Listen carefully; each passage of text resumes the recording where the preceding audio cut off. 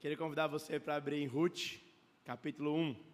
Existe um poeta popular, Leandro Gomes de Barros, que escreveu a seguinte poesia: se eu pudesse conversar com Deus, uma coisa eu iria lhe perguntar: por que é que sofremos tanto quando viemos para cá? Perguntaria ainda para ele do que é que ele é feito, que não come, não bebe e ainda assim vive satisfeito. E por que foi que ele não nos fez do mesmo jeito? Perguntaria para Deus, porque uns são tão felizes e outros sofrem tanto. Mesmo que sejam nascidos do mesmo jeito, criados no mesmo canto. Quem é que foi salgar o choro? Quem é que foi temperar o choro e acabou salgando o pranto? Leandro Gomes de Barros, ele cria essa poesia na sua incapacidade de entender o evento da tragédia. Ele questiona a Deus. Por quê? Por quê? Por quê? E de fato, meus irmãos, não é assim que fazemos quando a tragédia se instaura na nossa vida. Eu não sei como tem sido os últimos dias, os seus anos, mas certamente todos nós, porque é natural da experiência humana, passaremos por alguma tragédia. Porque assim é a vida. E na nossa forma de lidar, muitas vezes nós lidamos com questionamento. Por que sofrendo? Por que eu? Por que agora? Por que nesse dia? Por quê? Por quê? Por quê? Porque parte da experiência humana é inapta para lidar com a dor, com a tragédia e com o sofrimento. Mas é exatamente por isso que nós devemos voltar a nossa atenção para o livro de Ruth. Esse livro pode ser resumido, o ensino desse livro como um todo, pode ser resumido como o Senhor soberano é aquele que transforma o mal em bem. No livro de Ruth nós vamos ver que o Senhor transforma uma tragédia familiar em uma bênção para a nação de Israel. E essa bênção para Israel é estendida para todos os povos. Mas de modo específico, quando nós vamos olhar o capítulo 1, essa ideia ela é repetida. E o grande ensino do capítulo 1, a grande ideia do capítulo 1, a lição principal do capítulo 1 é essa: o Senhor soberano transforma o mal em bem. Dizem os retóricos que se você repetir ajuda a fixar. Eu queria convidar você a repetir comigo: o Senhor soberano transforma o mal em bem. Amém. Amém. Vamos ler Ruth, capítulo 1, versículo 1. Eu vou ler na versão Almeida Revista e Atualizada. Nos dias em que julgavam os juízes, houve fome na terra, e um homem de Belém de Judá saiu a habitar na terra de Moabe, com sua mulher e seus 2 filhos. Este homem chamava-se Elimeleque, e sua mulher se chamava Noemi. Os filhos chamavam-se Malom e Quilion, efrateus, de Belém de Judá. Vieram à terra de Moabe e ficaram ali. Morreu Elimeleque, marido de Noemi. Ficou ela e os seus 2 filhos, os quais casaram-se com mulheres moabitas. Era o nome de uma órfã e o nome da outra Ruth. E ficaram ali quase 10 anos. Morreram também ambos, Malom e Quilion, ficando assim a mulher desamparada de seus 2 filhos e de seu marido. Até aqui a leitura da palavra de Deus. O restante do capítulo nós vamos lendo à medida que a pregação acontece. O pastor Aloíris já orou, então eu quero começar explicando um pouquinho para vocês do contexto no qual esse livro foi escrito, porque é exatamente assim que o livro começa. O livro começa nos situando aonde nós estamos na história bíblica. Nós acabamos de sair de uma série de Daniel que nós estávamos lá na frente, quando o povo estava cativo na Babilônia. Agora, em Ruth, nós voltaremos muito tempo atrás. Estaremos precisamente logo após de Josué. Depois que ele conquista a terra prometida, o povo se estabelece, dando início ao período chamado período dos juízes. O período dos juízes é marcado por ser um dos piores períodos da história de Israel. Logo após o povo conquistar a terra prometida, a terra que mana leite e mel, o povo esquece das ordens da aliança e então eles entram em um ciclo de pecado que vai acontecer ao redor de todo o livro. O livro de Juízes, ele é marcado por uma frase que, se você está em Ruth, você pode voltar à página anterior da sua Bíblia e ver Juízes no último capítulo do seu último versículo, que é o refrão do livro de Juízes. Eu ia até dizer um refrão que se repete, para mim ser até redundante. Se é refrão é porque já se repete, mas é para enfatizar que ao longo do livro todo o autor faz questão de marcar: naqueles dias, nos dias de Juízes, não havia rei em Israel, e cada um fazia o que se achava mais reto, ou algumas versões vai dizer, cada um fazia aquilo que estava no seu coração. Então, o livro de Juízes apresenta essa descrição cíclica do fracasso de Israel, antes do estabelecimento da monarquia. O fracasso de Israel começa com o pecado. O povo da aliança, ao entrar na terra prometida, a primeira coisa que faz é se esquecer do Senhor. Deus então responde esse esquecimento trazendo disciplina. E essa disciplina leva o povo à ameaça de extinção. É isso que nós vemos, vez após vez, o povo sofrendo. E quando eles estão prestes a ser extintos, seus filhos mortos, perderam muitas batalhas, então alguém se levanta, clama a Deus, se arrepende, e então Deus decide salvar a nação. Deus decide intervir na nação. E essa intervenção no livro de Juízes acontece por meio de um libertador, o que nós chamamos de um juiz. Ele proporciona então um período de bênção e de paz. E aí o que é que o povo faz no período de bênção e paz? Volta a pecar. Deus volta a disciplinar. O povo sofre, então se arrepende. Deus então envia um juiz e assim o livro segue. Mas parece que a cada ciclo desse, os pecados vão se tornando piores. Quando nós chegamos no finalzinho do livro de Juízes, nós vemos que uma das concubinas do sacerdote é abusada, e ele não faz nada. Ele simplesmente pega o corpo morto da sua concubina, esquarteja e manda para cada uma das 12 tribos.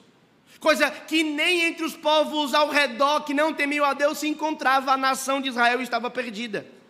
Por isso, então, em Ruth, o nosso autor já começa dizendo: nos dias que os juízes julgavam a terra, houve fome.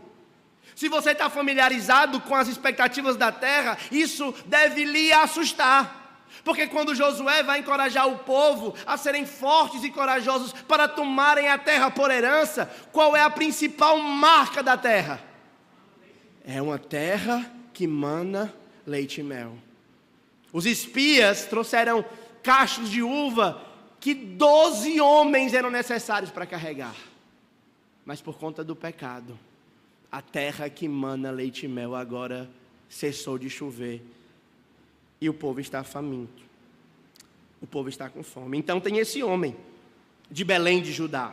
E aqui é um jogo de palavras que não dá para pegar aqui no português, mas a palavra Bethlehem significa casa do pão. A cidade de Belém. E ele então está dizendo: faltou pão na casa do pão. Houve fome em Israel. E esse homem então, para fugir da fome, ele decide habitar na terra de Moabe. Essa é uma outra coisa que deve assustar o leitor da palavra de Deus, porque Ao longo, se você vem lendo a palavra de Deus antes de Ruth, todo mundo está querendo conquistar a terra, ganhar a terra é a terra prometida, mana, leite e mel, nós vamos ficar nessa terra por tudo, não queremos sair. Mesmo em Daniel, o povo está querendo voltar para a terra, mas aqui por causa da fome, esse homem decide sair da terra prometida, e não somente sair da terra prometida, mas ele vai para a terra de Moabe. Se você não está lembrado, eu faço questão de refrescar a sua memória. Moabe é um dos filhos de Ló. E o filho de Ló é filho de um incesto. A filha mais velha de Ló embriagou o próprio pai para conceber do seu pai. Então deu o nome de Moabe e ele fundou uma nação rebelde contra o Senhor. Essa nação é uma nação de prostitutas cultuais. Essa é uma nação que em Deuteronômio diversas vezes o Senhor proíbe qualquer tipo de relacionamento de Israel com os moabitas. Mas ele vai habitar em Moabe com sua mulher e seus 2 filhos. Este homem se chamava Elimeleque. Essa palavra também é interessante, o nome dele é muito significativo. El é o nome hebraico para Deus e Melech é o nome hebraico para rei. O nome dele diz, o Senhor é o meu rei, mas ele não age digno do seu nome. Ele foge para a terra de Moabe. Sua mulher se chamava Noemi, seus filhos Malom e Quilion. Eles eram da cidade, do bairro, eu vou colocar aqui nos nossos termos, de Efrata.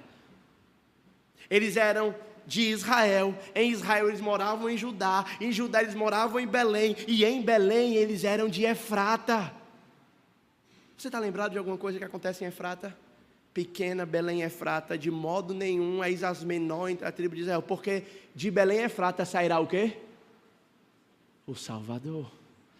Mas esse homem é efrateu, de Belém, da cidade que o Senhor havia dito que o cetro não se arrebataria.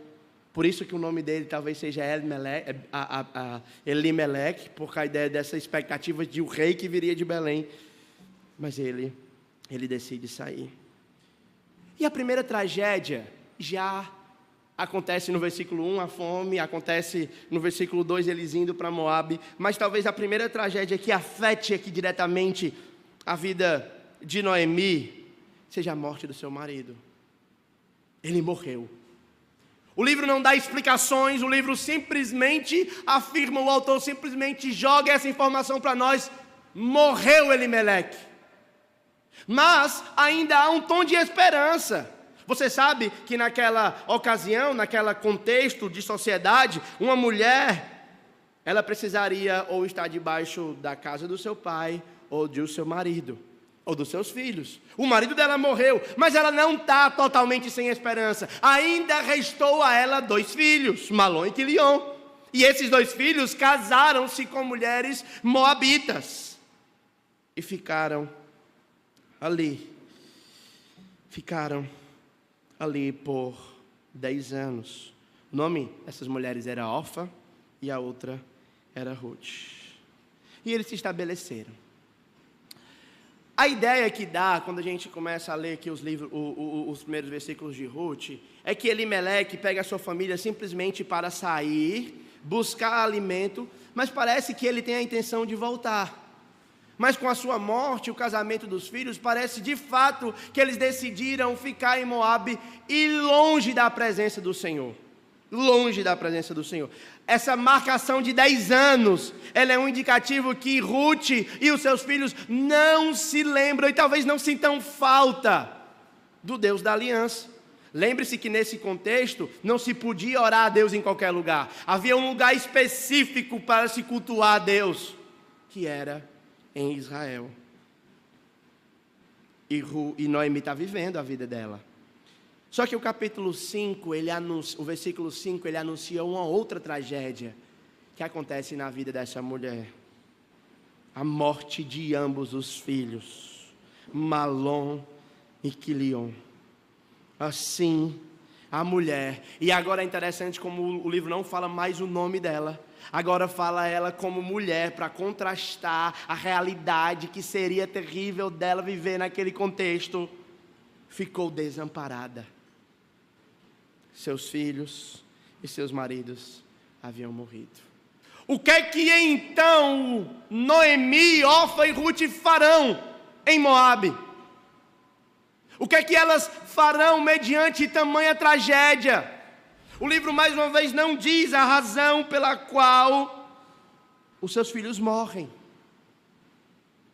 E aqui cabe uma pergunta muito interessante para nós. O que nós fazemos quando as tragédias acontecem na nossa vida?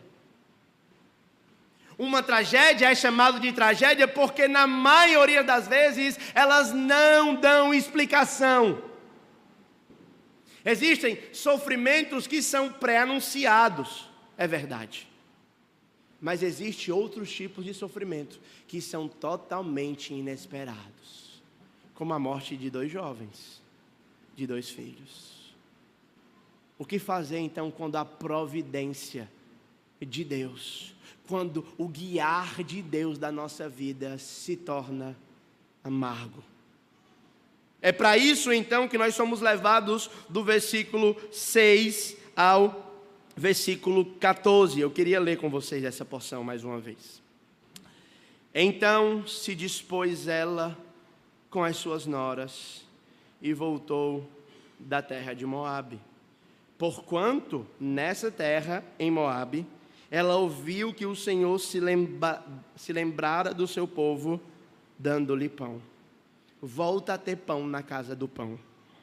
Saiu, pois, ela com as suas 2 noras, do lugar onde estava, e indo elas caminhando de volta para a terra de Judá, disse-lhe Noemi: ide, voltai cada uma à casa de sua mãe, e o Senhor use convosco de benevolência, como vocês usaram com os que morreram e comigo. O Senhor vos dê que sejais felizes, cada uma em casa de seu marido. E beijou-as. Elas, porém, choraram em alta voz e disseram: não, iremos contigo ao teu povo. Porém Noemi disse: voltai, minhas filhas, porque ireis comigo, tendo eu ainda no ventre filhos, para que vocês tendo ainda no ventre filho para que você seja por marido, tornai, minhas filhas. Ide-vos embora, porque sou velha demais para ter marido, e ainda quando eu dissesse, tenho esperança, ou ainda que essa noite tivesse marido e houvesse filhos, vocês esperariam até que os meus filhos viessem a ser grandes? Vocês se absteriam de tomar maridos para vocês? Não, minhas filhas, porque por vossa causa a mim me amarga o Senhor ter descarregado contra mim a sua mão. Então de novo choraram em alta voz. Orfa com um beijo se despediu de sua sogra, porém Ruth se apegou a ela. O que fazer quando a providência de Deus é amarga na nossa vida? Quando uma tragédia sem que nós esperássemos se estabelece em nossa vida? Em certo sentido, Noemi decide voltar para a presença de Deus. Mesmo tendo passado 10 anos fora dos arraiais de Israel, mesmo tendo passado 10 anos sem cultuar a Deus, sem adorar a Deus, ela decide voltar para a terra de Moabe. E a razão disso é porque ela se lembrou que o Senhor, ouviu falar que o Senhor se lembrou do seu povo, e talvez ela tenha pensado: se o Senhor teve misericórdia do povo, pode ser que Ele também tenha misericórdia de mim na minha situação. E saiu ela com as suas 2 noras do lugar de onde estivera. Aqui há uma aplicação, e eu não quero focar a nossa atenção sobre os relacionamentos pessoais. O capítulo 1 de Ruth, a história de Ruth, não é sobre relacionamentos humanos, é sobre como Deus transforma o mal em bem, certo? Mas nós não podemos deixar de mencionar a realidade do relacionamento entre nora e sogra.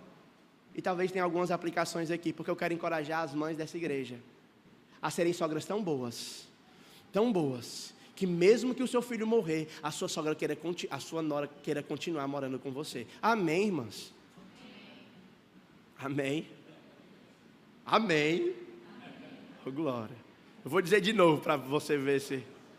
Eu quero encorajar você a ser uma sogra tão boa, tão boa, que ainda que o seu filho morra, a sua nora queira continuar morando com você. Amém? Oh, glória. E eu quero encorajar você, nora, a ser uma nora tão boa, que mesmo se seu marido morra, você não queira sair debaixo da asa da sua sogra. Amém? Esse é o contexto aqui do livro. Existe uma relação muito interessante. E elas então estão voltando para casa. Mas Noemi está muito preocupada com o futuro das suas noras. E ela então disse: volte para a casa de sua mãe. Observe que essa expressão, volte para a casa de sua mãe, no versículo 8, ela é uma expressão que quase nunca acontece no Antigo Testamento. Geralmente, haveria de se dizer: volte para a casa do seu pai. Mas a ideia aqui é que o problema que elas estão passando é um problema da falta de um descendente, da falta de um filho. E na casa da mãe haveria a possibilidade ainda de Orfa e Ruth encontrarem para si ainda um marido. É o que Noemi vai falar. E ela então agradece a benevolência de Orfa e de Ruth para com ela. E ela clama que o Senhor use de benevolência com vocês. O verso 9, Noemi vai dizer para suas noras que o Senhor dê que sejam felizes. E essa palavra é muito importante, porque a ideia de felicidade aqui é a ideia de abrigo. A palavra tem a ver com Deus convidando as pessoas aqui, Noemi convidando as moças a encontrarem refúgio nas mãos de Deus. O Senhor vos dê refúgio, o Senhor vos dê descanso, o Senhor vos dê paz, o Senhor vos dê tranquilidade. E a nossa tradução optou por felicidade, mas a ideia aqui é refúgio. Refúgio. Guarde bem essa palavrinha que ela vai aparecer outras vezes no livro de Ruth. Então elas instam: não, nós iremos contigo ao teu povo. E disse Noemi, argumentando com elas: voltem, eu não tenho mais como dar marido para vocês. Já estou velha para ter marido. Eu estou velha para ter filho. E ainda que eu tivesse, vocês não poderiam esperar tantos anos. Essas mulheres passaram 10 anos casadas, e nessa época, 10 anos casada, era quase que impossível uma mulher não engravidar. Se elas não engravidaram, era porque havia a mão de Deus. A providência estava trabalhando para que assim o fosse. Então, nós temos duas decisões se contrastando aqui no livro, no verso 14. Orfa decide então voltar para aquela que era a decisão mais racional e lógica. Orfa então decide: de fato, essa senhora não tem mais nada o que dar. Se eu voltar para Belém com ela, nós vamos ser viúvas lá, não vai ter como eu casar, eu sou uma estrangeira, eles não vão querer saber de mim, eu vou realmente voltar para a casa da minha mãe, e é mais fácil que eu encontre um novo marido para mim. Ela tomou a decisão mais lógica. Orfa tomou a decisão que fazia mais sentido racionalmente, mas Ruth é uma doida. Ela diz para sua sogra: eu vou me apegar a você. E então, ela vai dizer mais na frente: para onde tu for, eu irei. Para onde tu repousar, eu repousarei. A palavra repousar aparecendo mais uma vez: o teu Deus será o meu Deus, o teu povo será o meu povo. E aqui, meus irmãos, no verso 15, nós temos Noemi instando com Ruth para que ela fique em Moabe. Eis que a tua cunhada, ou concunhada, voltou ao seu povo e aos seus deuses. Também tu volta após a tua cunhada. Olha só como o autor faz questão de marcar a ideia de que naquela época o relacionamento com Deus dependia do local que você morava. Ficar em Moabe significa não só voltar para Moabe, mas também significa fazer o quê? Voltar para os seus deuses. E Noemi, que conhecia o povo de Deus, está aconselhando Ruth a continuar como idólatra. Mas Ruth usou da tragédia, o mal que sobreveio na Ruth foi transformado em bem, porque este mal deu a Ruth a oportunidade de exercer a sua fé no Deus de Israel.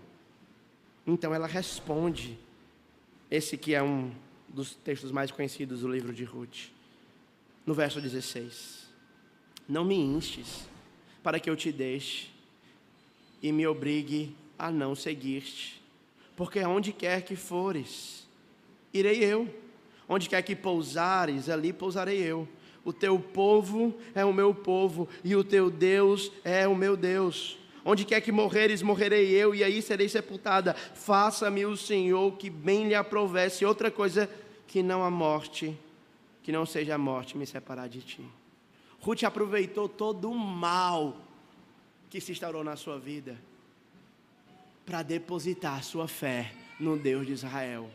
E ela está dizendo para Noemi: não, Noemi, não é que eu vou só te seguir, eu também vou dedicar a minha vida ao Deus do seu povo. Ele será o meu Deus, eu serei do seu povo, e eu estou completamente entregue na mão do Senhor. Faça o Senhor o que lhe aprouver. Essa não é uma das marcas definitivas da conversão? Total entrega nas mãos do Senhor. Será que você nessa noite poderia dizer a semelhança de Ruth: eu estou tão entregue nas mãos do Senhor, que Ele pode fazer comigo o que bem lhe aprouver? Ainda que o que aprouver o Senhor seja levar meu marido, meu cunhado e o meu sogro. Ainda que a vontade do Senhor seja não me dar filhos e me tornar uma viúva. A declaração de Ruth não somente entrega, mostra a sua total entrega a Deus, mas também mostra o seu total compromisso com a sua sogra. E esse não é, meus irmãos, o resumo dos 2 grandes mandamentos. Qual é o primeiro grande mandamento? Amará, pois, o Senhor teu Deus de todo o teu coração, de toda a tua alma, de todo o teu entendimento, mas amará também o teu próximo como a ti mesmo. E eu quero que você seja muito consciente, Ruth está tomando uma decisão de ficar com uma viúva, de passar por uma vida de constante provação e dificuldade, para que essa senhora não fique desamparada. E mais, não é somente a condição de Noemi que é desfavorável, Noemi também se torna uma pessoa amargurada. E Ruth foi tão transformada pela fé em Yahvé, que ela está dizendo: eu vou dedicar a minha vida para uma pessoa amargurada e que não pode me dar nenhum tipo de retorno financeiro, simplesmente porque eu quero servir a Deus. Uma das marcas da nossa conversão é que o Senhor molda as nossas afeições, pensamentos e disposição para aturar pessoas difíceis. Isso é o que a igreja acontece. Na igreja nós somos repletos de pessoas difíceis de relacionamento. Muitas vezes o problema entre sogra e nora se dá pela dificuldade de relacionamento. Porque muitas vezes nós não decidimos não amar a amargura e o pecado do outro. O verso 19 então mostra elas voltando e chegando em Belém. E é interessante, né? Eu gosto de pensar aqui que Noemi é como uma crente desviada que passou um bom tempo longe da presença do Senhor. E ela está voltando agora e ela chega em Israel. E ela chega na cidade. E a cidade toda se comoveu por causa dela. E as mulheres diziam: essa aí não é a Noemi? E ela respondeu: não me chamem Noemi, me chamem de Mara, porque grande amargura me tem dado o Todo-Poderoso.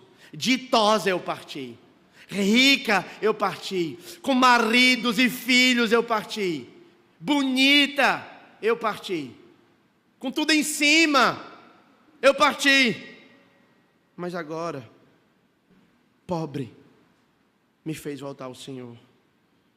Por que, pois, me chamaria Noemi? E o nome Noemi significa graciosa. Ela está dizendo, não há graça nenhuma em mim. A forma como Noemi está lidando com a tragédia na sua vida é a amargura. E eu quero que você seja muito consciente disso, meu irmão e minha irmã. Se um dia você for exposto a qualquer tipo de situação que seja uma tragédia, dor e sofrimento, uma luta vai começar no seu coração. E essa luta é para você se tornar ou não uma pessoa amargurada com a sua dor. Muitas vezes as pessoas são amarguradas com a sua dor porque não sabem lidar com a perda daqueles a quem eles amam. Muitas pessoas, às vezes as pessoas são amarguradas porque as outras não suprem a expectativa que ela mesma criou. Às vezes a amargura se dá porque nós não estamos plenamente contentes em Cristo. E a amargura no nosso coração, ela indica talvez uma seriedade ainda maior. Porque a amargura ou aquilo que lhe amargura pode ser uma declaração de que você não precisa somente de Cristo para viver uma vida feliz e graciosa. Você precisa de Cristo e filhos. Cristo e um casamento saudável, Cristo e um bom emprego. Mas deixa eu lhe dizer para você uma coisa, não tem nenhuma garantia que eu ao chegar em casa encontrarei minhas filhas lá. Eu não tenho uma garantia que eu mesmo chegarei em casa com as minhas duas pernas. Eu não tenho garantia nenhuma da minha saúde. Eu não tenho garantia de que a minha esposa vai viver comigo tantos anos quanto eu gostaria. Eu não tenho garantia que vocês vão me querer pastoreando aqui por muito tempo, por mais que eu ame isso. Meu ministério me pode ser tirado. Os meus filhos me podem ser tirados. A minha esposa me pode ser tirada. A minha voz pode me ser tirada. E se quando eu perder algumas dessas coisas, uma amargura se instaurar no meu coração, é porque talvez eu esteja condicionando o meu contentamento a Cristo e família, a Cristo e igreja, a Cristo e uma voz para poder servir ao Senhor. Mas o convite da graça nessa noite que nós devemos ter é que eu preciso única e exclusivamente de Cristo, porque todas as outras coisas podem lhe ser tiradas. A única coisa que nunca vai ser tirada de você é Cristo Jesus. Por isso mesmo, tendo enterrado 2 filhos e um marido, e passando por profunda dificuldade, você tem Ruth de um lado, feliz da vida, mas você tem Noemi de um lado, amargurada. Veja que ela define a sua vida pelo seu sofrimento. Ela diz, eu não quero que vocês olhem para mim como graciosa, eu quero que todo mundo olhe para mim como Mara, porque eu estou amargurada. E ela faz questão de mostrar isso para todo mundo.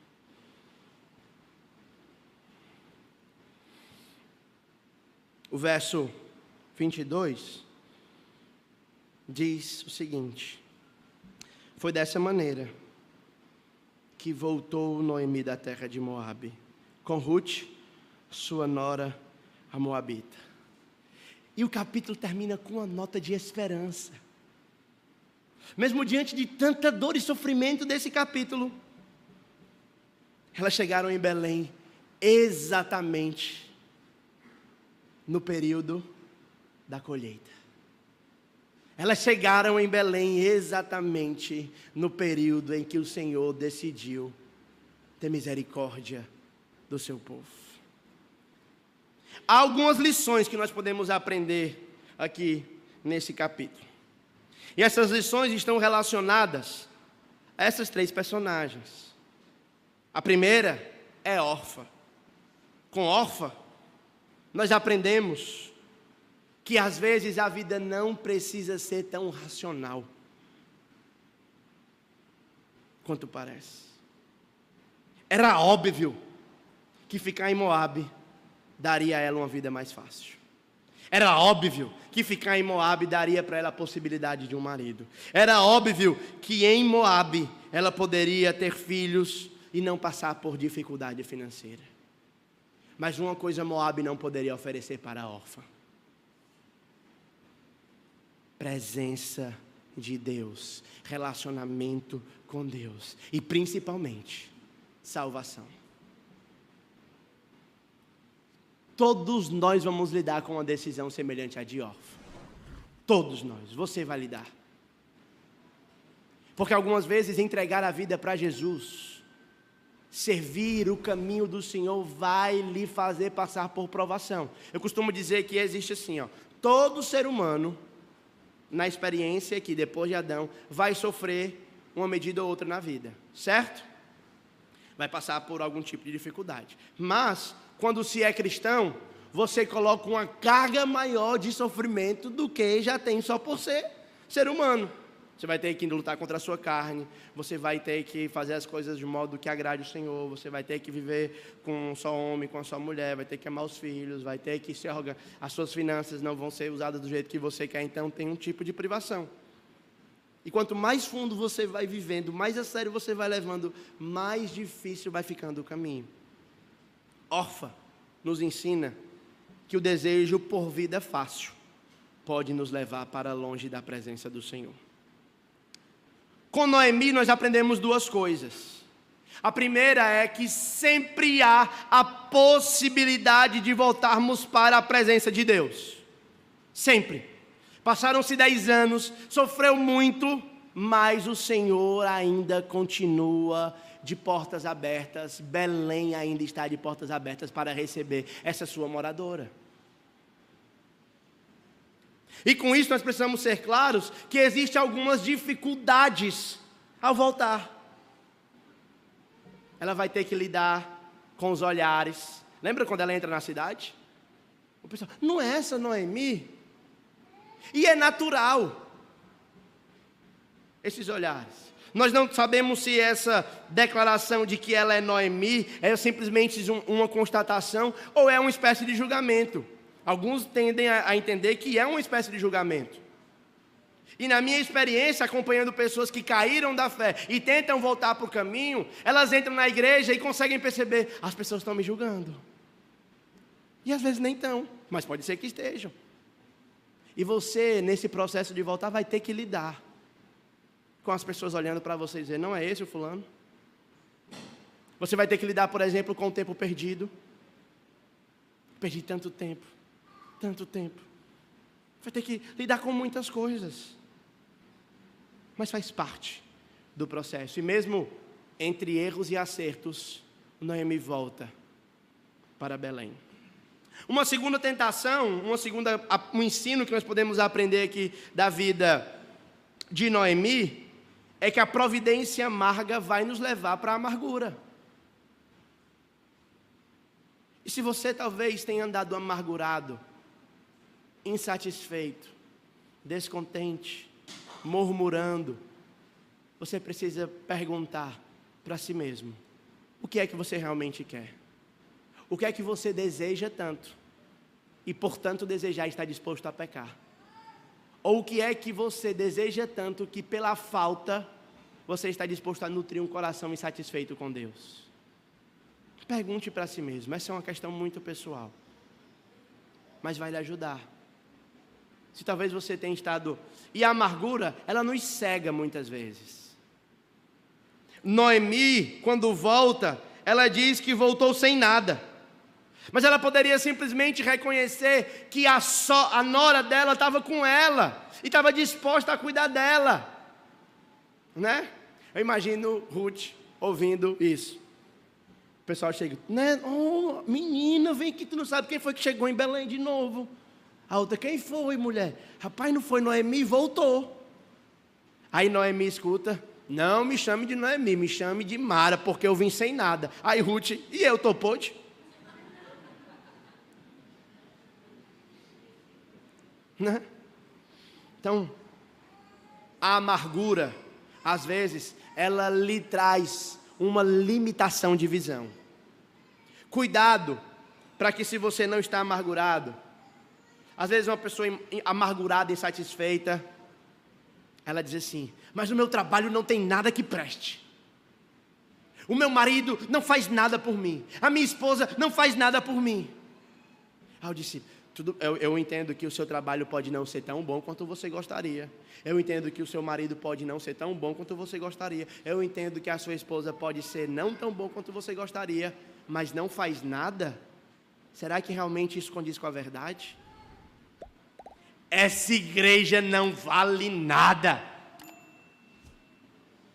Posso ouvir um amém? Não, irmão, quer misericórdia. Pera.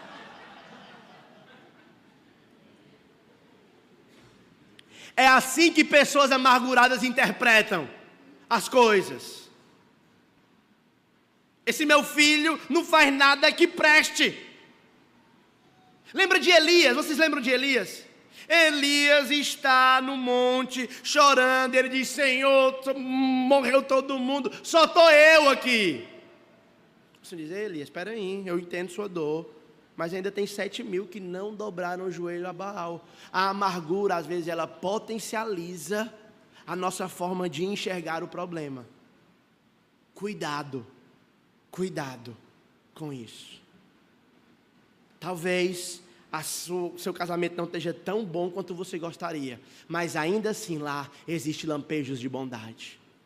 Talvez o seu chefe no seu emprego não seja tão misericordioso e compreensivo como você gostaria, mas ainda assim lá existem lampejos de bondade.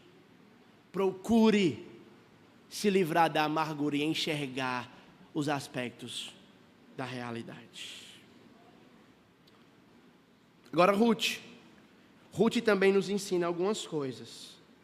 Primeira coisa que Ruth nos ensina é que todo e qualquer estrangeiro que buscar refúgio nos braços de Deus vai encontrar descanso.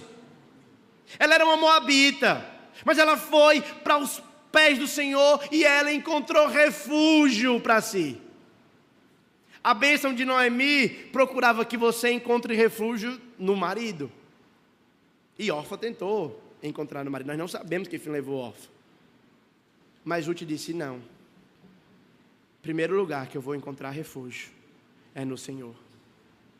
E as marcas de quem encontrou refúgio em Ruth é a misericórdia. É a misericórdia para tratar e viver com alguém amargurado. Uma das marcas que você foi transformado pelo Evangelho é que você sabe lidar com pessoas difíceis. Certo? No capítulo 1, uma pessoa é muito difícil. Noemi é difícil. E talvez a redenção para os problemas entre nora e sogra seja a misericórdia. O olhar mais misericordioso. Seja o desejo ou a quebra e a morte de toda e qualquer expectativa de reciprocidade.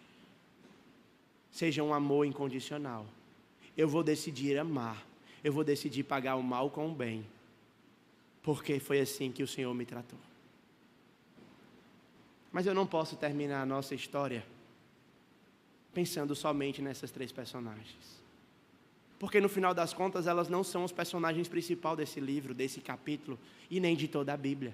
Elas são simplesmente coadjuvantes que nos amostram para o verdadeiro personagem que está movendo por trás da história.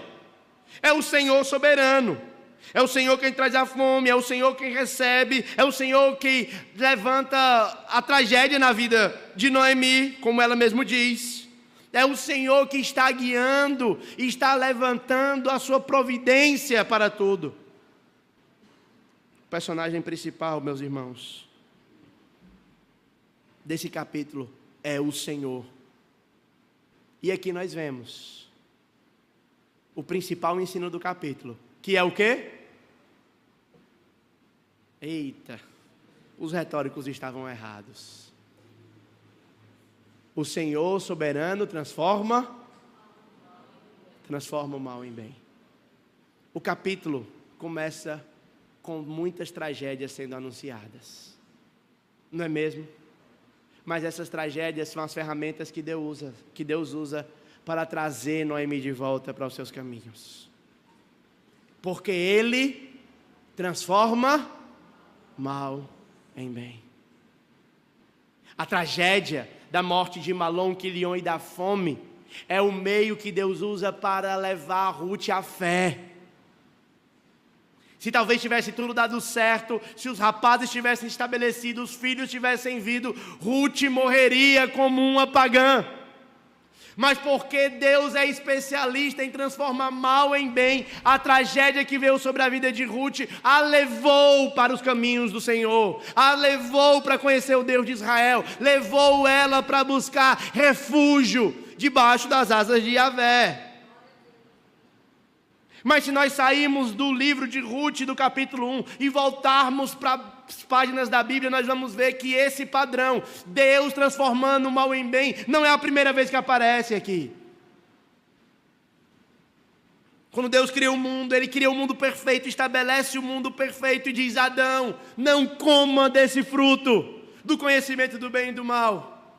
Adão come.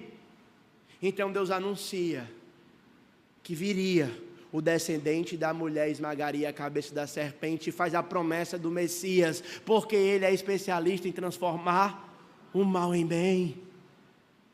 Quando os irmãos de José vendem ele como escravo para o Egito, ele vai como escravo, chega pobre no Egito, sofre um bocado, mas Deus é especialista em transformar mal em bem, coloca José como o segundo homem mais importante do Egito, e ele vai prover alimento para todos os povos daquela época, mesmo para os israelitas.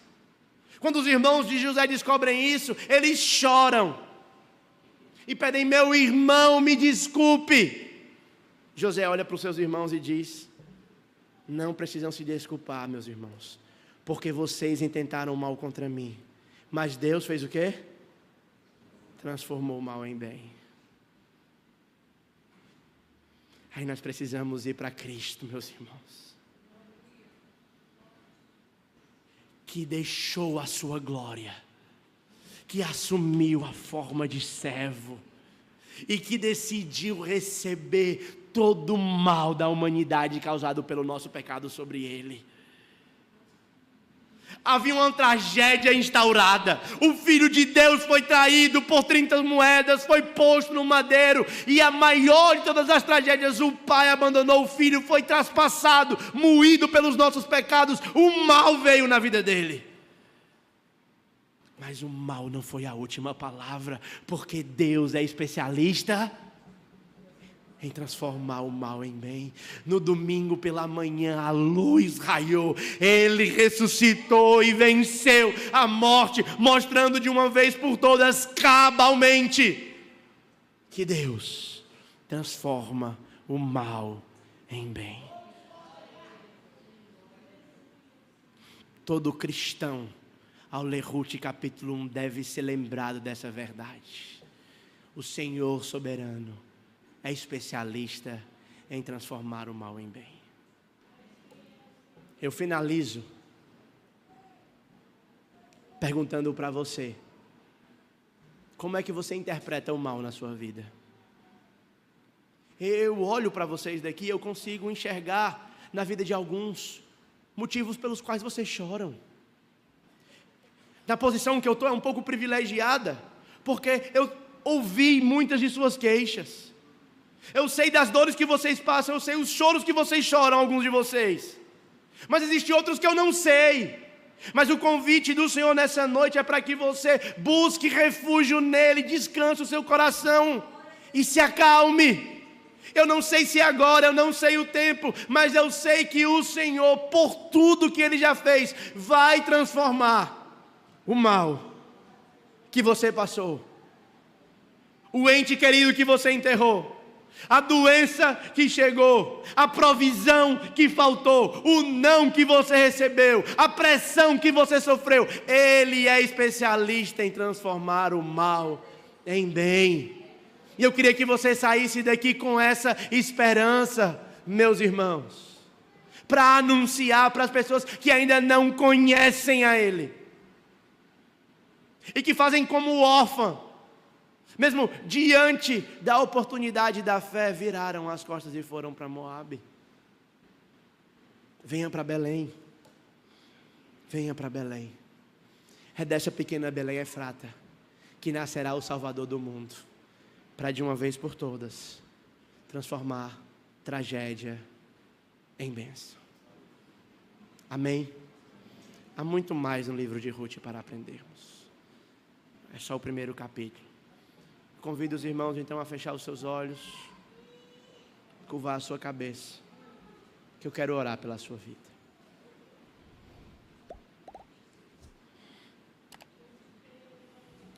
E enquanto você faz isso, enquanto você ora, eu convido você a colocar o seu coração diante do Senhor. Talvez a dificuldade, a luta da sua vida possa trazer alguma amargura para você, mas hoje é uma noite que você é convidado para se libertar da amargura. Talvez você olhe para o passado e veja dor, e isso lhe faça sofrer, e veja injustiça, isso lhe cause raiva. Mas hoje há um convite da graça, convidando você a se libertar da amargura. Há um convite da graça, dizendo: mesmo que eu não compreenda os teus caminhos, mesmo que eu não entenda, eu sei que o Senhor é especialista em transformar mal e bem. Talvez você, como Noemi, está aqui nessa noite e decidiu ir para a terra de Moabe, para longe da presença do Senhor. Mas hoje o convite para você é que, assim como Noemi, você volte para os caminhos de Deus. Eu convido, se talvez você está aqui está afastado, hoje é o tempo. O dia é hoje para você se arrepender dos seus pecados e crer em Jesus. Talvez se você está aqui, você não é como Noemi, você é como Ruth, um estrangeiro, nunca ouviu falar de Yahvé, nunca ouviu falar de Cristo como um salvador de sua vida e redentor de pecados. Mas nessa noite o convite da graça se estende a você: arrependa-se dos seus pecados e creia no Evangelho.